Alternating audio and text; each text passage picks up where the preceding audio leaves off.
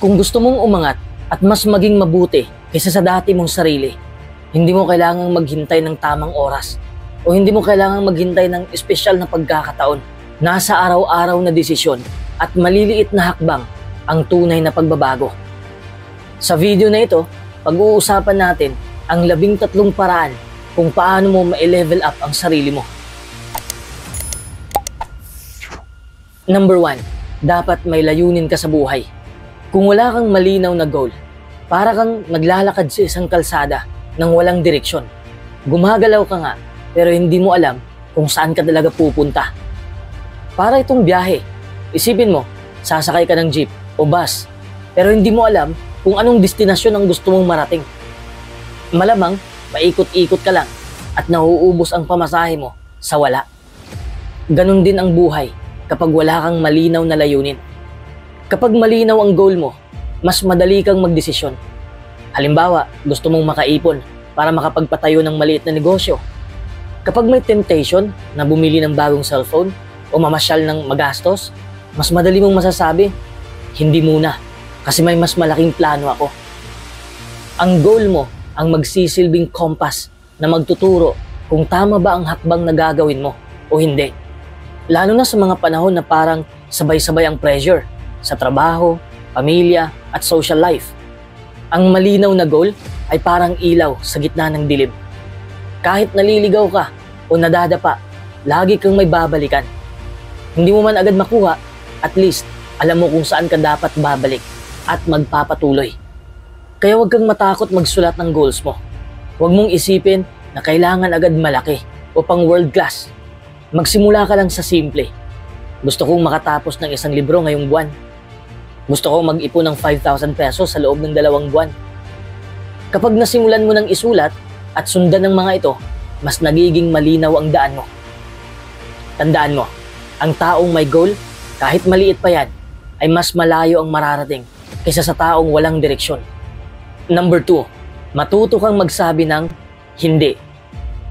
Alam mo ba kung bakit marami ang nauubos ang oras, energy, at minsan pati pera?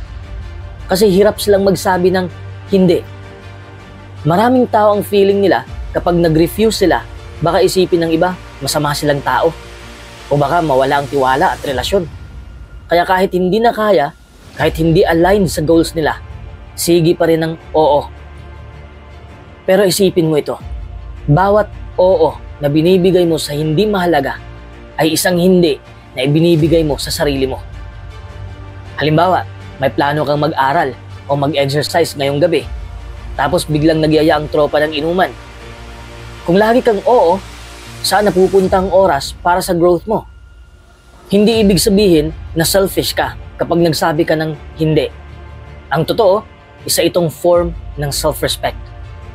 Kasi pinapakita mo na alam mo ang priorities mo at hindi ka basta-basta napapadala sa pressure ng iba.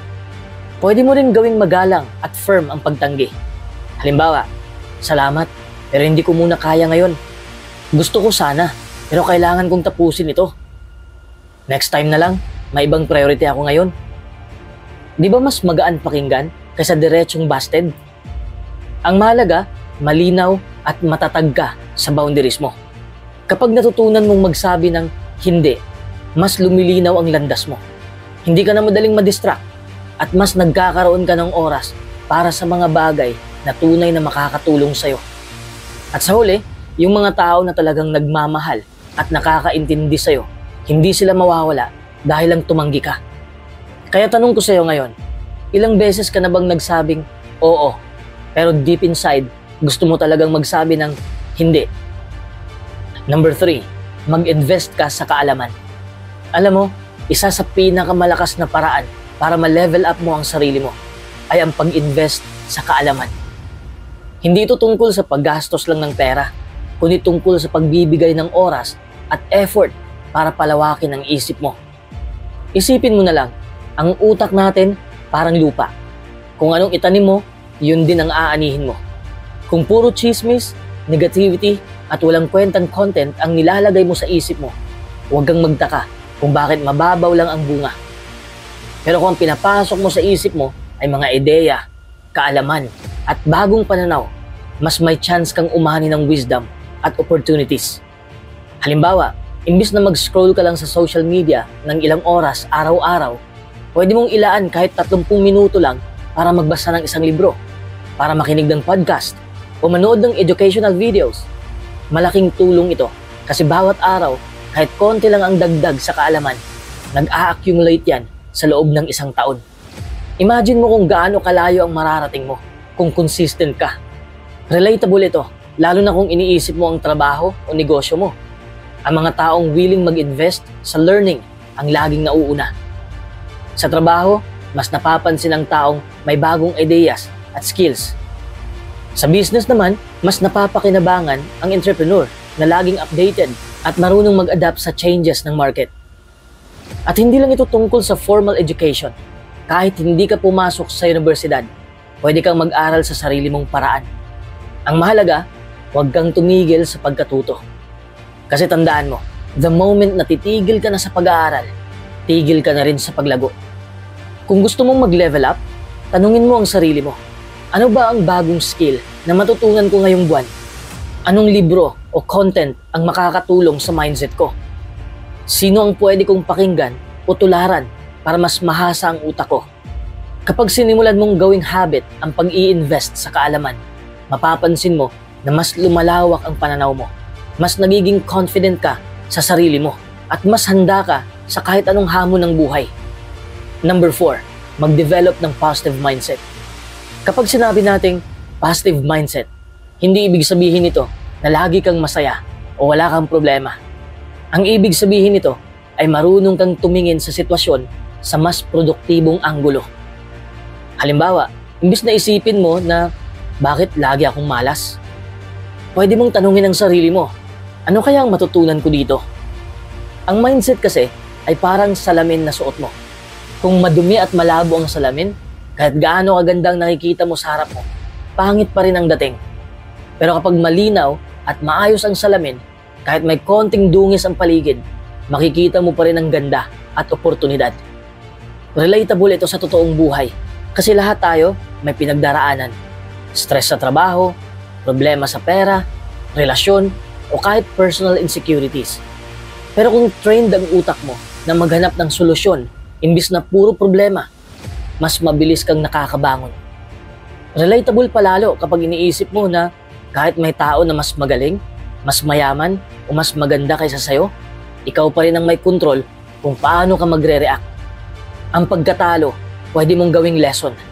Ang rejection, pwede mong gawing motivation. Ang failure, pwede mong gawing stepping stone.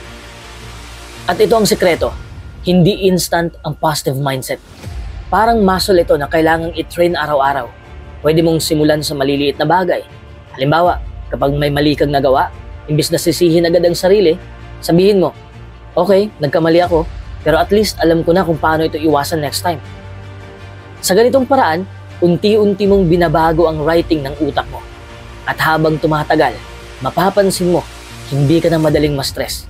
Hindi ka na madaling mag-give up at mas nagiging kampante ka na kaya mong harapin ang kahit anong sitwasyon. Number 5, mag-focus ka sa solusyon, hindi sa problema. Alam mo ba, karamihan sa atin kapag may problema, doon agad nakatutok ang atensyon.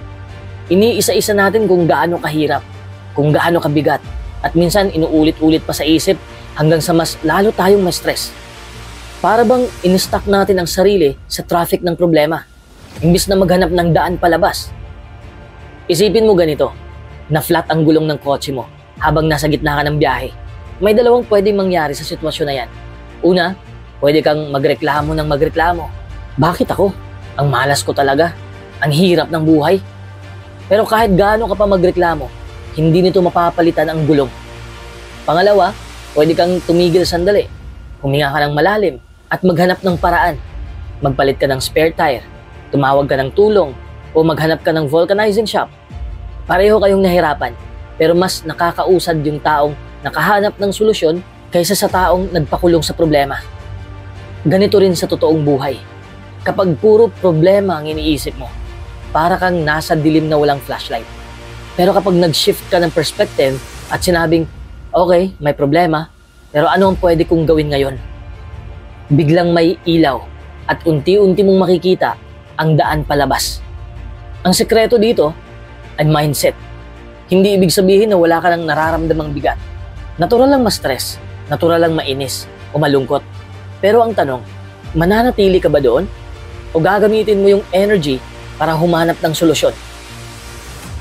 Kung gagawin mo itong habit, mas mapapansin mo na kahit gaano kalaki ang challenge, hindi ka natatalo. Kasi hindi mo hinahayaan na lamunin ka ng problema. Mas pinipili mong gumalaw, pinipili mong mag-isip at lumaban. At doon mo makikita ang totoong level up. Hindi sa kawalan ng problema, kundi sa kakayahan mong resolbahin ito. Number 6, surround yourself with the right people. Kapag sinabi nating palibutan mo ang sarili mo ng tamang tao, hindi lang ito basta cliche o pang motivation na linya.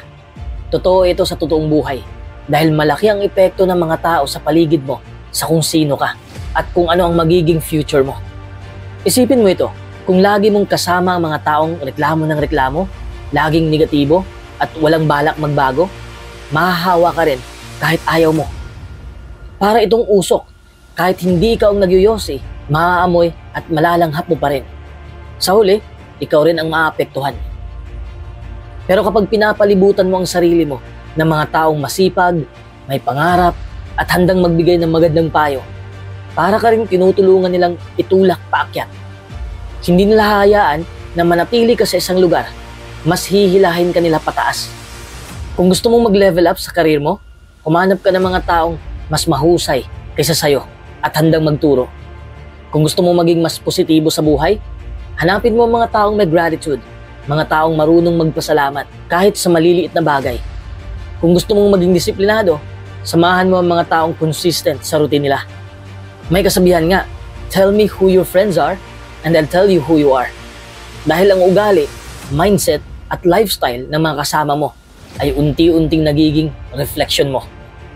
Kaya tanungin mo ang sarili mo ngayon, ang mga tao ba sa paligid mo ay nagbibigay lakas o kumukuha ng energy mo? Tinatahak ba nila ang direksyon na gusto mo ring marating o taliwas sa goals mo? At higit sa lahat, tinutulungan ka ba nilang maging best version ng sarili mo? Kung oo, treasure them. Kung hindi, baka panahon na para magtakda ng boundaries at humanap ng circle na tunay na makakatulong sa paglago mo. Number 7, practice self-reflection. Alam mo ba na isa sa pinaka-underrated na paraan para i-level up ang sarili mo ay yung simpleng pagre-reflect? Madalas kasi busy tayo sa trabaho, sa social media, o sa mga responsibilidad, kaya nakakalimutan nating tanungin ang sarili natin. Kumusta na ba talaga ako? Tama ba ang direksyon na tinatahak ko? Kung iisipin mo, parang salamin ng self-reflection. Pero hindi lang ito tungkol sa itsura mo, kundi sa loob. Kapag humarap ka sa salamin, nakikita mo kung ayos ba ang damit mo, kung malinis ba ang mukha mo. Ganun din sa self-reflection. Tinitingnan mo kung ayos pa ba ang isip mo, kung ayos pa ba ang puso mo at mga desisyon mo sa buhay. Subukan mong maglaan ng kahit 10 minutes or 15 minutes kada araw o kahit ilang beses sa isang linggo para tahimik na umupo at tanungin ang sarili mo ng ilang simpleng tanong. Ano ang mga nagawa kong maayos ngayong araw? Ano ang mga pagkakamali ko? At paano ako matututo mula rito? Masaya ba talaga ako sa ginagawa ko? O parang pinipilit ko lang? Ano ang pwede kong baguhin bukas para maging mas mabuti? Kapag ginawa mo ito regularly, parang nagiging personal GPS mo ang self-reflection. Minsan kasi, kahit gaano ka kabilis tumakbo, kung maling direksyon naman ang tinatahak mo, hindi ka talaga makakarating sa destinasyon mo. Ang self-reflection ang magpapaalala kung nasa tamang daan ka pa o kailangan mo nang mag-adjust. At pinaka-importante, natutulungan ka nitong maging mas self-aware. Dahil kapag kilala mo ng mas mabuti ang sarili mo, mas magiging intentional ang bawat desisyon na gagawin mo. Mas magiging malinaw kung ano talaga ang bagay sa'yo at kung ano ang dapat mong iwasan. Kaya kung gusto mong i-level up ang sarili mo, huwag mong maliitin ang kapangyarihan ng pagpigil sandali at pag-usap sa sarili. Dahil minsan, ang pinakamahalagang kausap sa buhay mo ay ikaw mismo. Number 8, iwasan ang procrastination. Alam mo ba yung pakiramdam na ang dami mong kailangang gawin, pero imbis na simulan mo na, bigla mong naiisip, mamaya na lang, scroll muna ako ng konti sa phone. O kaya, mag-relax muna ako, saka ko na yan gagawin. Ayun, bago mo pa namalayan, gabi na, wala ka pang nasimulan. Yan ang tinatawag na procrastination. Yung ugali ng palaging pagpapaliban sa mga dapat gawin. At madalas, ito ang isa sa pinakamalaking hadlang para maka-level up ka sa sarili mo. Ang problema sa procrastination, hindi lang ito simpleng tinatamad ka. Minsan, dala ito ng takot na magkamali, kakulangan sa confidence, o kaya feeling mo overwhelming ang isang task. Kaya ang nangyayari, iniwasan mo na lang kahit alam mong darating din yung oras na haharapin mo pa rin ito. Isipin mo ganito, kung araw-araw kang nagpo-procrastinate, parang nag-iipon ka ng utang. Hindi utang sa pera, kundi utang sa sarili mo. At habang tumatagal, lalong bumibigat. Hanggang sa dumating yung point na stress ka kasi gipit ka na sa oras. Pero ang good news, may paraan para malabanan ito. Una, hatiin mo ang gawain sa maliliit na steps. Halimbawa, kung kailangan mong magsulat ng report, huwag mong isipin agad yung buong 10 pages. Simulan mo lang sa title o outline. Kapag naumpisahan mo, mas madali mo nang ituloy-tuloy. Pangalawa, tanggalin mo ang distractions. Kung alam mong mahilig kang mag-scroll sa social media, patayin mo muna ang notifications o ilayo ang phone habang nagtatrabaho ka. Pangatlo, bigyan mo ang sarili mo ng reward system. Kapag natapos mo yung isang task, pahinga ka ng 10 minutes. Manood ka ng short video o kumain ka ng paborito mong snack para maramdaman ng utak mo na sulit ang paggawa. Pang-apat, tandaan mo, imperfect action is better than no action. Hindi mo kailangan maging perpekto agad. Ang importante, gumagalaw ka at may progreso ka. Kaya kung gusto mong i-level up ang sarili mo, huwag mong gawing kaibigan ang procrastination. Kasi habang tumatagal ka sa pagpapaliban, mas malayo ka sa goals mo. Pero kung masasanay ka na kumilos agad, kahit sa maliliit na bagay, mas mapapabilis ang pag-angat mo sa kahit anong aspeto ng buhay. Number 9, alagaan mo ang emotional intelligence. Kapag sinabi nating emotional intelligence, hindi ito tungkol sa pagiging madrama o pagiging maramdamin. Ang totoo, ito ay tungkol sa kakayahan mong kilalanin, kontrolin, at i-handle ang emosyon mo. Pati na rin ang emosyon ng ibang tao. Isipin mo ganito, may dalawang tao na parehong magaling sa trabaho. Yung isa, sobrang talino, pero mabilis uminit ang ulo at laging may conflict sa mga kasama. Yung isa naman, marunong makinig, kalmado kahit may problema, at marunong makipag-ayos. Sino sa tingin mo ang mas tatagal at mas re-respetuhin? Siyempre, yung may mataas na emotional intelligence.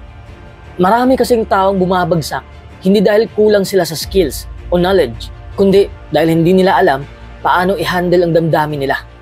Halimbawa, kung may nag-criticize sa'yo, mas pinipili mo bang magalit ka agad? O subukan mong intindihin kung may punto sila? Kapag may problema, natataranta ka ba agad? O kaya mo pa rin mag-isip ng malinaw? At kapag may kausap kang nahihirapan, kaya mo bang makiramay at magbigay ng support? Ito ang mga sitwasyong sinusukat ang EQ mo.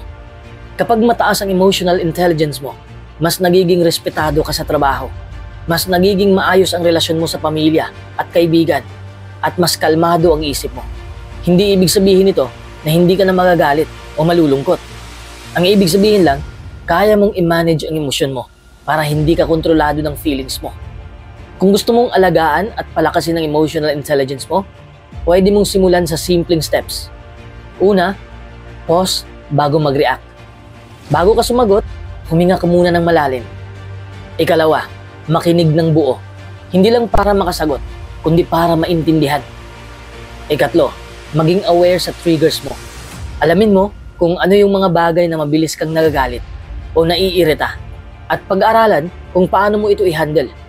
Ikaapat, practice empathy. Subukan mong ilagay ang sarili mo sa sitwasyon ng iba bago ka humusga. Ang taong marunong mag-handle ng emosyon ay parang may superpower sa buhay. Kasi kahit gaano ka katalino o kagaling, kung wala kang emotional intelligence, mahihirapan kang makisama at magtagumpay.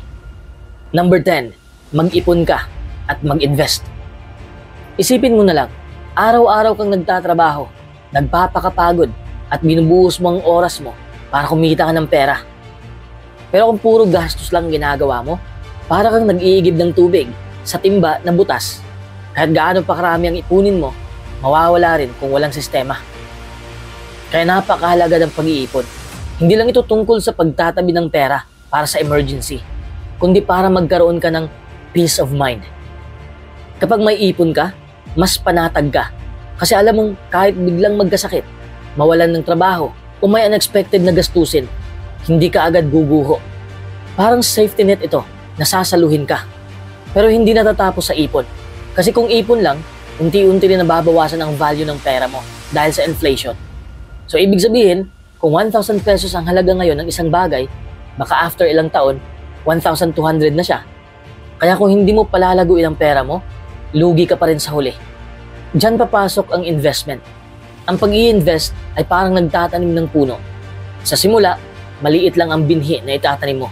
Pero kung aalagaan mo, didiligan at hayaan mong lumaki, darating ang panahon na mamumunga ito at magiging source ng pagkain mo araw-araw.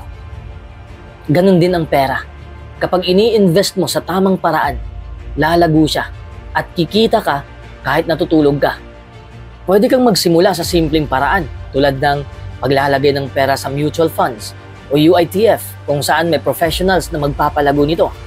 Pwede rin sa stocks kung gusto mong maging part owner ng malalaking kumpanya. Pwede rin small business o side hustle na kahit maliit sa umpisa, pwedeng lumaki over time. Hindi naman kailangan ng milyon para magsimula. Kahit 50 pesos lang or 100 pesos na regular mong itinatabi at ini-invest, sa paglipas ng taon, lalaki rin yan. Ang mahalaga ay consistency at mindset. Tandaan mo, kung ang trabaho mo ang nagbabayad ng bills mo ngayon, ang investment naman ang magbabayad ng mga pangarap mo bukas. Number 11, challenge yourself.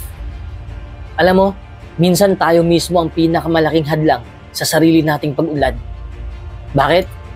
Kasi sanay na tayo sa comfort zone. Doon kasi ligtas, walang risk, walang rejection, at walang stress. Pero, isipin mo to, kapag palagi kang nasa ligtas na lugar, walang growth na mangyayari.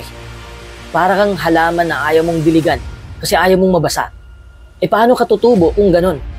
Ang pag-challenge sa sarili ay hindi lang tungkol sa malalaking bagay tulad ng pag-akyat ng bundok o pagtayo sa harap ng maraming tao. Kahit simpleng bagay gaya ng pagsubok ng magising ng mas maaga, pagsali sa buong activity o pag-aaral ng skill na dati mong iniiwasan, lahat yan ay hakbang para i-level up ka.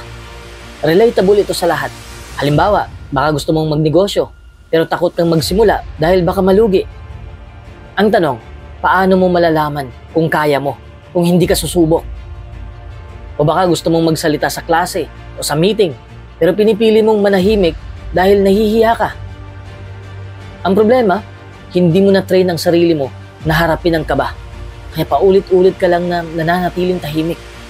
Ang pag-challenge sa sarili ay parang pag-gym. Sa umpisa, mabigat at masakit. Pero habang tumatagal, lumalakas ka. At yun ang totoong level up. Ang makita mong nagagawa mo na ang dati mong iniiwasan. Kung gusto mong maging mas confident, mas productive, at mas fulfilled, kailangan mong yakapin ang discomfort. Kasi sa labas ng comfort zone mo, nakatago ang tunay na potensyal mo. Number 12, i-celebrate ang maliliit mong panalo. Alam mo ba kung bakit madalas nawawala ng gana ang tao sa goals nila? Dahil nakatutok sila agad sa malaking resulta.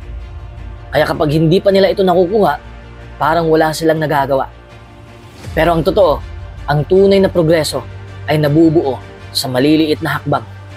Halimbawa, gusto mong magpapayat ng 20 kilos. Kung titingnan mo agad yung buong 20 kilos, baka ma-stress ka at sumuko. Pero kung napansin mong isang linggo ay nabawasan ka ng 1 kilo, dapat i-celebrate mo na yon. Ibig sabihin, gumagana ang effort mo. Hindi man malaki sa paningin ng iba, pero malaking hakbang na yon patungo sa goal mo. Ganito rin sa trabaho, sa negosyo, o kahit personal growth. Kung dati hindi ka marunong magsalita sa harap ng tao, at ngayon kaya mo nang magsalita ng 2 minuto nang hindi ka kinakabahan, panalo na yon. Kung dati hindi ka marunong mag-ipon, at ngayong buwan nakapagtabi ka ng 500 pesos, victory pa rin yon. Kasi ganito yan, kapag natututo kang magpasalamat at magbigay halaga sa maliliit na progreso, mas nagiging motivated ka na ituloy pa ang mas malalaki. Para kang nagcha-charge ng energy sa bawat maliit na panalo. Hanggang sa dumating ang araw na malaki na pala ang naipon mong resulta. Kaya wag mong maliitin ang maliliit na panalo. E-celebrate mo. Kahit simpleng treat lang sa sarili, konting pahinga, o kahit isang good job na sinabi mo sa sarili mo. Tandaan mo, lahat ng malalaking tagumpay ay nagsimula sa maliliit na hakbang na paulit-ulit mong ginawa. Number 13, maging consistent. Alam mo ba kung bakit maraming nagsisimula pero iilan lang ang umaabot sa dulo? Dahil hindi lahat kayang maging consistent. Minsan, sobrang taas ng energy mo sa simula, pero pagdating ng ilang linggo o ilang buwan, unti-unti nang nawawala ang apoy. Nagsisimula ka nang maghanap ng dahilan, tulad ng pagod kasi ako ngayon, bukas na lang. Wala pa namang resulta, sayang ang effort ko. Hindi ko yata kaya, baka hanggang dito na lang ako. Relate ka ba? Kasi halos lahat tayo dumaan dito. Pero ang sekreto ng mga taong umaabot sa goals nila ay hindi pagiging perfect o sobrang galing, kundi pagiging consistent. Kung gusto mong mag-level up, kailangan mong maintindihan na ang consistency ay parang maliit na patak ng tubig na paulit-ulit. Sa una, parang walang epekto, pero habang tumatagal, unti-unting bumubuo ng malalim na marka. Halimbawa, kung mag-exercise ka ng 15 minutes araw-araw, baka hindi mo agad makita ang pagbabago sa katawan mo sa loob ng isang linggo. Pero gawin mo yun araw-araw sa loob ng 6 na buwan. Guaranteed, may resulta. Kung mag-iipon ka ng kahit 50 pesos kada araw, parang maliit lang sa umpisa, pero sa loob ng isang taon, may mahigit 18,000 pesos ka na. Ang consistency ay gumagawa ng compound effect sa buhay mo. At tandaan, hindi ito tungkol sa laki ng hakbang, kundi sa dami ng beses mong inuulit. Kahit maliit, basta tuloy-tuloy, mas malayo ang mararating mo kaysa sa taong malaki ang simula pero madaling sumuko. Kung gusto mong maging consistent, subukan mong gawin ito. Una, simulan sa maliit. Huwag agad malaki, mas madaling panatilihin ang maliit na bagay. Ikalawa, mag-set ka ng routine. Kapag habit na, hindi na effort, automatic na lang. Ikatlo, magpatawad ka sa sarili mo. Kung may isang araw kang hindi nasunod, bumangon ka agad kinabukasan. Huwag nang palakihin ang guilt. Sa madaling salita, consistency is not about perfection. It's about showing up kahit ayaw mo, kahit wala ka sa mood, kahit walang nakakapansin sa'yo. Dahil ang tunay na pagbabago, hindi nangyayari sa isang malaking hakbang, kundi sa libu-libong maliliit na hakbang na ginawa mo ng tuloy-tuloy.